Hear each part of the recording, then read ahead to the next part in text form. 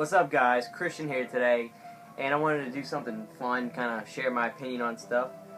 I wanted to do my top, I don't want to say top 10. This is 10 I really thought of that stuck out to me. But I'll just call it my top 10. This is going to be my top 10 underrated horror movie sequels. In my opinion, of course. Of course, I'm not, no movie critic. And these aren't going to be in any specific order. They're just 10 of them, so whatever you want to say about it. First one we got is the Texas Chainsaw Massacre Part 2. Well, the thing about this one is I've never met people who really said it's okay. I've met people that say they absolutely hate it or they absolutely love it. I respect the fact that the director, Tobe Hooper, knew that after he made the first Texas Chainsaw Massacre, he said, I'm not going to top it. I'm not going to do it. So when he did the second one, it was almost like, I don't want to say making fun of the first one, but it was really just, it's a movie, the movie made fun of itself and its own movie. It didn't make fun of the original Texas Chainsaw Massacre, it made fun of itself in the movie. And I think it's really good. I enjoy it. It's fun, man. It makes you laugh. I like the way Leatherface looked. I thought he was funny. I thought the girl who was Stretch, she did a really good job in the film. And I love the cop who gets to go to the chainsaw shop and buys all the chainsaws. He's got them attached to his waist and whatnot. I thought it was just a fun horror movie. It was so 80s. I liked it. I thought it was great, and I think people need to look at it at a different perspective and not necessarily a continuation of the Texas Chainsaw Massacre, because if you think about it, it's almost really not a continuation. It's almost its own film. But it's really good. If you guys have seen it and didn't like it, I highly recommend just sit back and watch it again, give it another chance, and just be completely open-minded and just go into it and have fun. Not to be, bizarre or thrilled, just have fun with it. So that's the first one. The next one I have is Halloween, The Curse of Michael Myers. I have talked about this film in probably 3 or 4 videos. I think it's the most unique out of the Halloween films, containing Michael Myers, of course. It's got a feel like no other Halloween, and it wasn't the only 90s Halloween film, so it can't go on the excuse of just being in its own decade, because we also had H2O, which felt like a Scream movie because of the fact that Kevin Williamson wrote it. But this movie had this feel to it that I can't describe, and I think it has one of the most truest Halloween feels in most of the films. I mean, as it pertains to the Halloween films, it feels so much like a Halloween film to me. And I adored the Michael Myers mask so much that I bought one from Creation X. It's called the Curse Mask, in case anybody's looking for that. And it's spelled K-U-R-S-E. I have one of my videos uploaded already with that mask if you want to see it. But let me get back on track. This movie really talks pretty deep into the mythology of Michael Myers. And some people, I agree. What I love about the first movie is the omniscience and the questioning you have of Michael, and the sense of what is he and where did he come from, and it was beautiful that you didn't know. That's what made it so scary. But the fact that they did go for some kind of explanation, I am glad it was something as hellish and demonic as the cult. I mean, that's pretty scary, if you ask me. That's pretty fucked up. I mean, I think that's scary. That's just my opinion, but I think given over the years, this film has got a cult following, and it has a cult audience, and it has a lot of fans that love this film. But I just urge you Halloween fans that just only really like the first one or the first 2, give this one a shot again, because it really is an enjoyable film in my opinion. And it's got Dr. Loomis in it, in his Donald Pleasence's last film ever done, I believe. I know he died in post-production of this film, so I'd imagine it was his last, but it was sad that his role was, the only thing I wish is his role would have been more in-depth and involved in this movie, but he still did a very good job under the circumstances of his illness, and it's got a psychedelic feel to it, and like I said, the mask looks incredible, and it feels like a good Halloween film. So guys, just give this one a shot. Give this one a shot again, if you will. Okay, the next one I got is Child's Play 3. a lot of people, when they talk about the Child's Play series, they always... I've never heard anybody say Child's Play 2 sucked. But nobody ever talks about 3. Much less Bride and Seed. I agree. I don't enjoy those. But Child's Play 3 is a fun movie. I really enjoyed this one just as much as 2. Maybe not more, but just as much. It's got a feel that... It kind of matches... The feel of this movie matches Charles Lee Ray kind of character. The feel of the third movie really matches that character, just that bastardy, jackassy, character he is, the way Chucky talks and stuff. And I think this atmosphere of this movie matched it perfectly. I thought some of the kills were absolutely hilarious in this film, especially the guy who, the trash guy who goes in when he hears Chucky scream and he thinks it's a man. And when they're closing the lid, you can obviously see the fake dummy hand. It's stiff as the board when it's closed, and I thought that was hilarious, I thought the animatronics for Chucky in 3 were awesome. I thought he looked as devilish as he could. I mean, look at him right there. He just looks so devilish. I love the way the Chucky was in 3, and I like the... Do I wish that they could have had the young kid to do some kind of other Andy story for the third part? Sure. But given the circumstances, I thought the story for this was good. And I think it's an underrated horror film. I think people need to go back and say, let's pick up where 2 left off and let's check out 3. If you don't want to watch Seed or Bride, I don't blame you one bit. Although those movies, in their own respect, have something, but the real Child's Play movies, the first 3 are the pivotal that you need to see. And the third one does not need to be left out, so I urge you guys to go back and check out the third one again. Alright guys, I promise this is probably the last time I talk about this film. Yeah, right. But, I guess if I was going to have a number 1, this would be it, and that's Halloween 3 Season of the Witch. I've talked about this again and again. This is a very smart movie. It's very unique, and I can't think of another movie like this. I went on YouTube the other day, not going to name any names because I'm not here to, bitch or complain about people, because everybody's got their opinion, but I went on the internet the other day and I saw some people, I typed in Halloween movie collection, and they show it, and of course, they give their 2 cents on the movies, and out of the 5 I saw, 4 of them said, I hated this movie, it didn't have Michael Myers.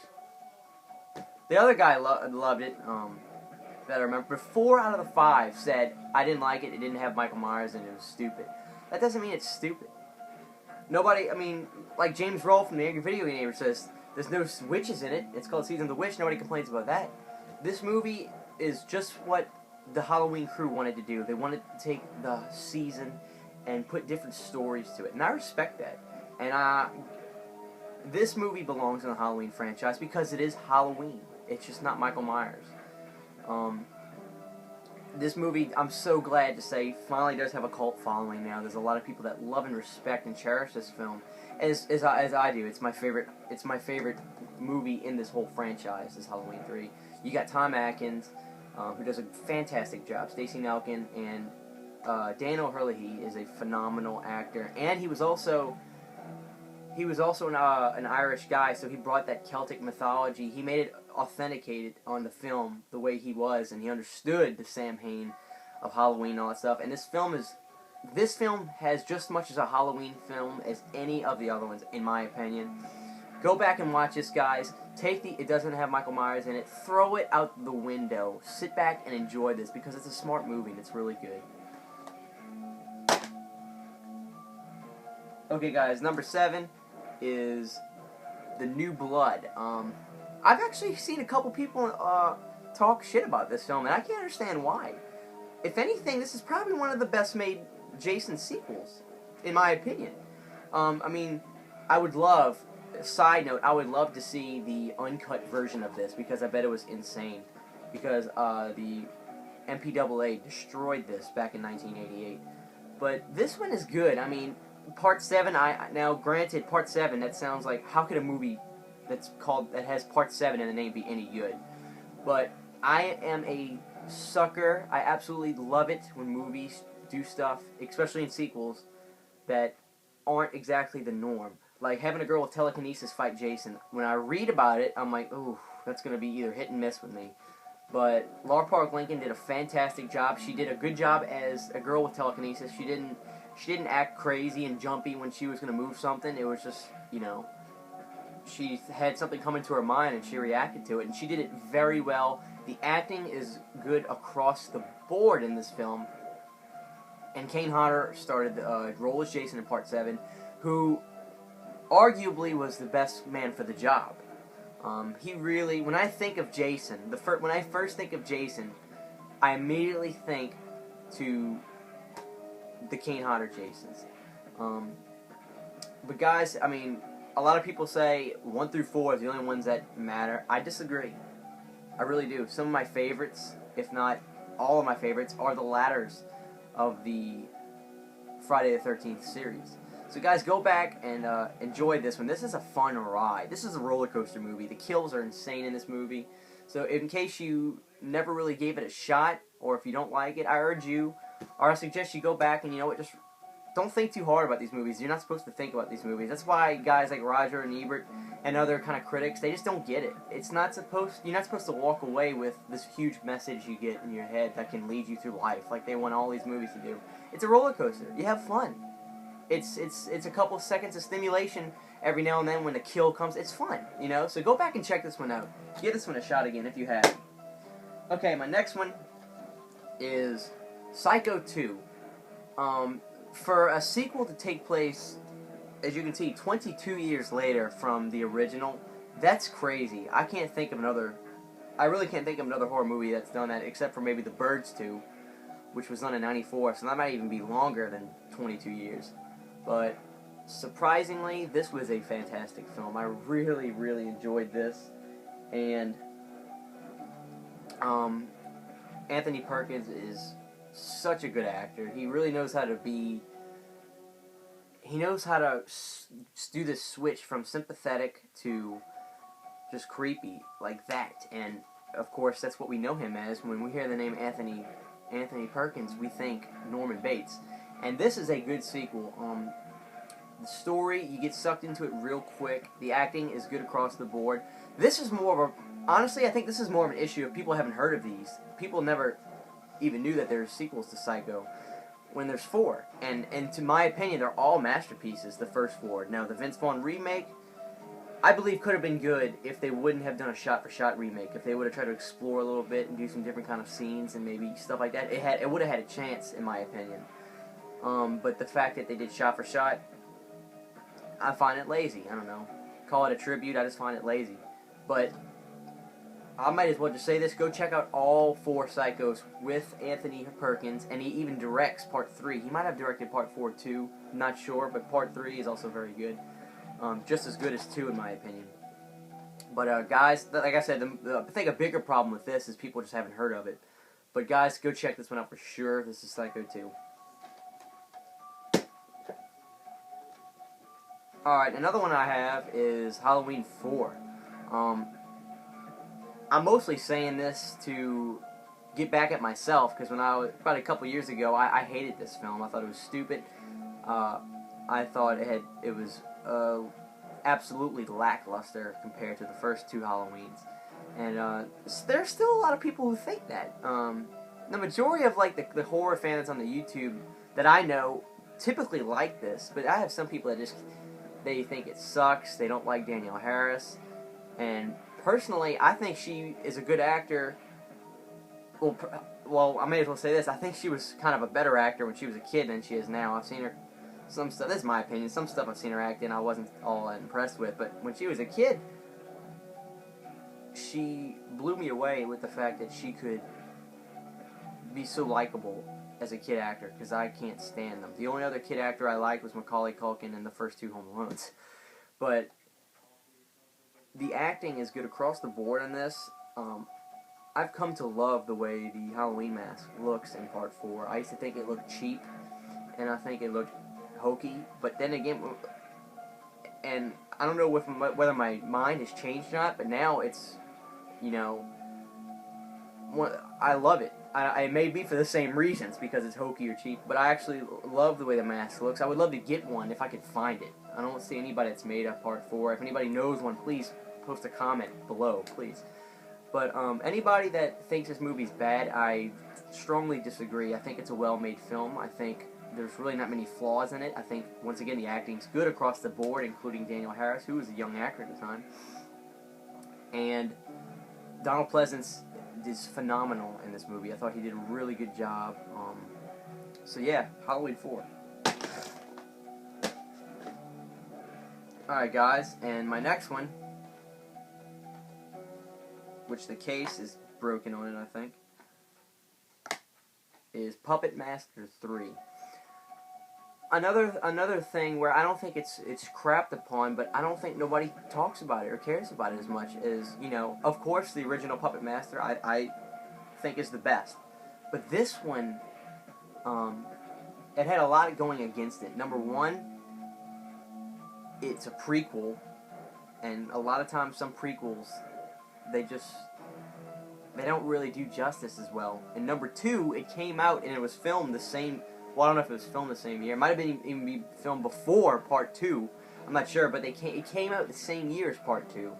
So that is a terrible sign. I mean, let's be honest. But watching this thing, this is probably the best Puppet Master sequel made. The acting is good across the board. There's a young kid in the movie that talks like a 6-year-old, and he's like 12 or 13. Annoying as hell. I don't think the character was supposed to be like that. I thought the guy who played Andre Toulon, who was younger but still looked really old, did a phenomenal job. Very likable. The puppets were awesome in this. Tunneler, which is probably my favorite, along with maybe Torch. Tunneler kicked ass in the movie. He does chest bursters like no one's business. And this feels like I don't know how to describe it, but this feels like a Puppet Master film, and it's got an atmosphere that's really good, and it's very interesting because it takes place in, you know, World War II in Hitlerland. I can't think of a place because I get camera shy. But this one is absolutely awesome. I urge you to go check this one out again. Like I said, I don't think it's a problem of it being crapped upon. I think it's more so nobody talks about it. Nobody thinks about this one no more. Okay, number 2, well, second to last. I don't want to say this is a 1 through 10 order, but this is my second to last one. And I think you'll be glad that I'm saying this one because it involves you. That is Nightmare on Elm Street Part 2, Freddy's Revenge. I have such adoration for this film. It is my favorite Nightmare on Elm Street films out of all of them. I absolutely adore the style of this film. It's very flawed, but that doesn't mean it's not flawed in. Well, actually, I don't want to say that. It's theory flawed. This movie is theory flawed. With going with the first one, there's technical flaws. There's a lot of mistakes and crap in this film, but guess what? I love it to death, and so do a lot of people. The homoerotic theme of this film, I didn't get until I watched the Never Sleep Again documentary, and it made me love it even more, to be honest with you. I think it's really interesting, the way that's the theme and the plot to it. And when you think about the movie, it was really interesting the way Freddy was very gentle with Jesse. And that really even brought forth more of the homoerotic theme. He never hurt Jesse. He was always gentle with him. The way he caressed his hair in a scene. And number 2, I think Freddy looked the best in this film. But just to summarize before, the homoerotic theme was so off the wall and so risky to do that I give him big ups for that, and I think most people don't notice it or don't realize it until it's brought up, which obviously, like I said, was me. But the look and the style of this film was awesome. I found Freddy scarier in 2 than in 1. Freddy was almost, Freddy to me was more goofy, and which is maybe the way he's supposed to be. If he's supposed to be kind of goofy and funny, but man, in Part 2, I thought he was just straight up scary. He didn't crack jokes that much. My favorite death of all, which I think one main reason to watch this movie is because of this certain death in this movie, when Freddy bursts out of Jesse and kills Grady. Man, the build up for that kill, I think, was probably one of the best kills in this whole series. and that's worth it right there just to watch this. But yeah, maybe this is just a personal recommendation for me because I love it.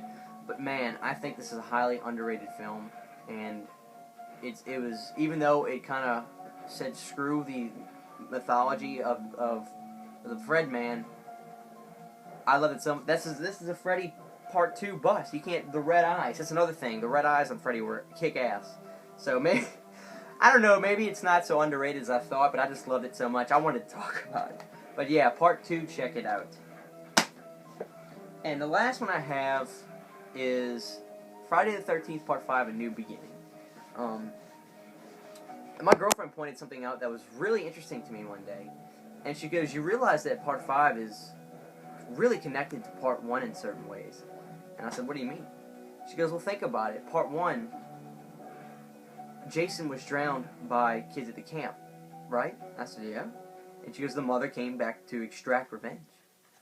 And I said, what's your point? She goes, think about it. Part 5, the fat kid gets killed by one of the kids at the camp, or camp, aka mental house, and Roy, or aka Mrs. Voorhees, in the same essence, came back and extracted revenge. And I think that when I realized that, I was like, I don't know whether the guys who made this movie did it for that fact, or if it's just a strange coincidence, but that to me really connects it to the first movie, and it's got the same essence almost. And not to mention, I love the look of the Part 5 Roy. I thought the kills, so that's one reason, that whole connection that she pointed out to me, which I thought was really cool. The kills in this movie was done well. I really liked it. This feels like such a Friday the 13th movie. It really does. And people complain. When you really complain, well, it's not Jason. I mean, it's a guy in a hockey mask going around killing people. What else? Is that not good enough? You know, but man, the kills in this one were good. It has the hottest girl in all the series, and her last name had Voorhees in it. So that's like 3 reasons to check this one out.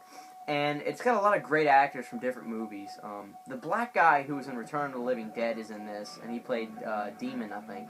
It's got such a sleazy atmosphere in this movie, and I think it was more hated at its time than it is now. I think a lot of people actually really respect this film now. So I'm probably like 25 years behind on this, but it had a backlash when it came out really bad. And in case anybody's watching this that hasn't gone deep into the Friday the 13th franchise, I'd like, it's good to know that Jason isn't in this. But, man, I'll be honest with you, here's another thing. When I first watched this movie, I adored it, and then the whole way through, I had my attention. It was funny. I loved it. And when I saw Jason wasn't at the end, I was kind of like, ugh.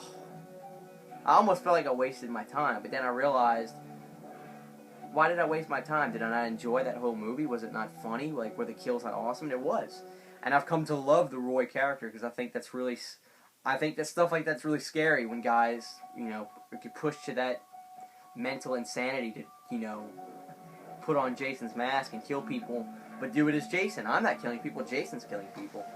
But I think now this movie has a pretty cult following, but in case any of you guys have brushed it off or skipped it, go back and watch it, because it's really good. But that's it for my video. Like I said, it's not really an order, it's just 10 of them. I'm just calling it my top 10. But if you guys disagree or agree, holler back on me. I'd love to know some input. So guys, that's it for this video. It's probably going to be one of my longer ones. But thanks, and I'll see you guys next time. Comment.